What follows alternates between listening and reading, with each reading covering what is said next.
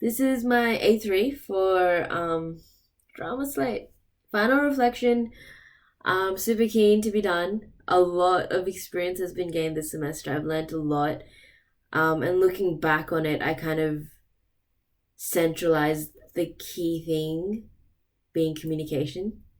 The importance of it, how crucial it is on a set, and just identifying those key points in pre-production that kind of set alarm bells in my head, to kind of step back and really question the production, if it is on the right track in terms of, is everyone prepared for the production at the end of the day, I guess. So I'm going to really focus on Carmen and Mel. Gonna try and stay as positive as possible. And just kind of tie in my other experiences on the other sets as well, and just kind of bounce back and forth and see what could have been done better in terms of communication with Carmen and Mel in regards to the other sets. So yeah, communication, Carmen and Mel could have done, I mean, it was an amazing job. We put in 110% to get the product that we got for screening, and I personally was quite proud of it, especially sitting with the editor David for the 2 weeks and then going through color grade with Jake. I didn't have much to do with sound, which I was kind of disappointed about. I really wanted to do a lot more on sound, but I guess I can do more next week on that and really play with that. But the post team, I feel, really brought it together, which was amazing. But yeah, starting from pre-production of Carmen and Mel, I think, especially after reading a bunch of articles and discussing the whole situation that happened with Carmen and Mel, with the lecturers, it kind of came pretty evident how crucial communication is. I read an article, article on team communication and how crucial it is to have that pyramid structure, to have your above the line crew that your HODs and your assistants can kind of bounce back to, and ask them questions and really have a steady flow and a trust that's kind of built in that pre-production phase. And I've kind of, looking back, you kind of realize how crucial that little section of pre-production and creating that trust and then communication with the above the line crew is to getting on production and then into post. I feel like if we had a more solid pyramid structure, having a more solid above the line crew to bounce back to, easily could have had a lot less problems on set and a smoother 6 days, 7 days on set filming. And I feel like, that pyramid structure would have been essential. And I think even the fact that the realizing on day 3 that the producer wasn't really enrolled in the unit really set us back. And then having a first not understanding the full extent of their role by day 1 set us back a lot more. And yeah, referring back to other articles that I've read, like one by Richard Denny, which was quite interesting, and it kind of highlighted the fact that while humans have been communicating for so long, and now in today's day and age, we've got technology to communicate. We've got Facebook, we've got Messenger, and we can call each other, email. So many ways of communicating, and yet we don't really know how to anymore. Like, we've lost that, and that was very evident on Carmen and Mel. I mean, it does come down to the fact that there wasn't any trust built in pre-production, but it was very evident on set that the majority of the crew did not know how to communicate. A lot of the times it took for me to take the HODs, like sound, lighting, camera, like all those HODs, take them one side and speak to them individually, specifically asking them what they needed. Even though at the beginning of every single day and throughout the whole day, I would ask them, what do you need? Tell me what you need and I'll get it sorted for you. It took them till day 5 before I finally got through to them, and they finally were able to tell me what they needed in terms of their department.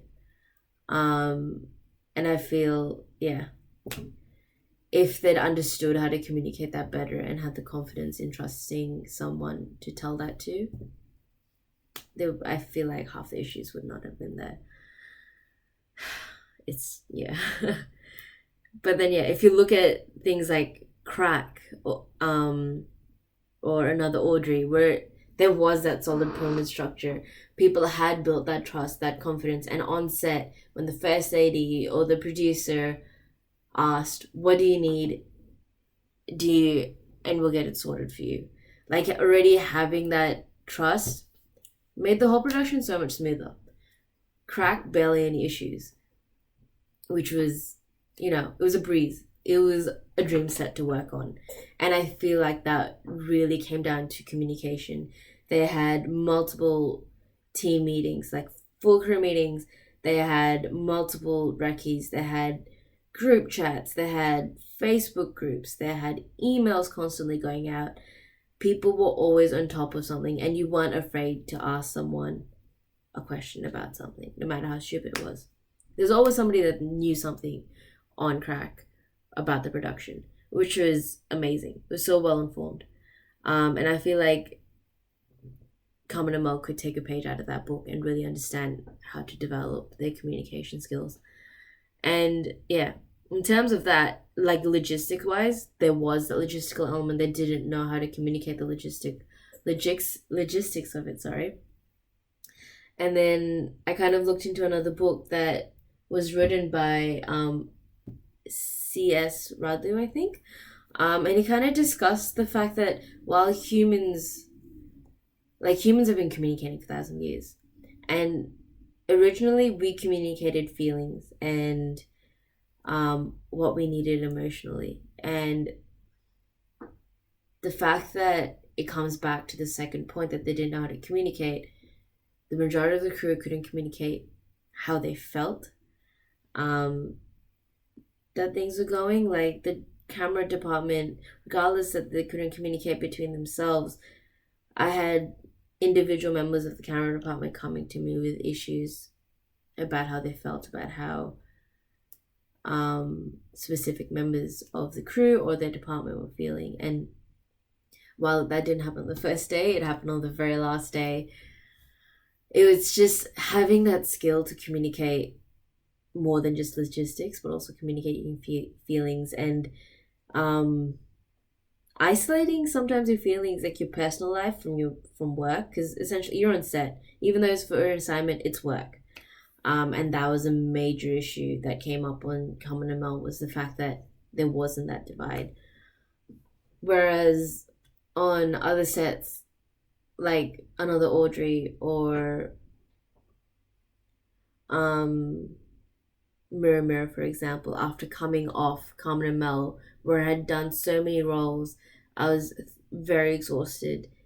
Coming straight off that, and then the next day going on to another set, being able to communicate with Jared and Chloe about my position emotionally and how exhausted I was, and the fact that they could work around that so it wasn't a hazard on set, because there were a lot of late nights and it was a long drive. They were able to accommodate, move around shots so that I could come in, do the hair and makeup and costume, get it all ready, all set, and leave. And so that way I could still recharge from working an intensely crazy set on Carmen and Mel and just slowly easing into Mirror Mirror. So going from those two perspectives, it was, if a lot of the issues, the emotional issues, could have been communicated, people could have gone through it a lot smoother. But overall, I mean, I've learned so much. I've learned how to like solve problems very easily on set, and it's definitely experience that I will take with me throughout life. Carmen and Mel will forever be something that I can say that I survived. I did it, and the outcome actually wasn't that bad, regardless of the footage that we got. So yeah.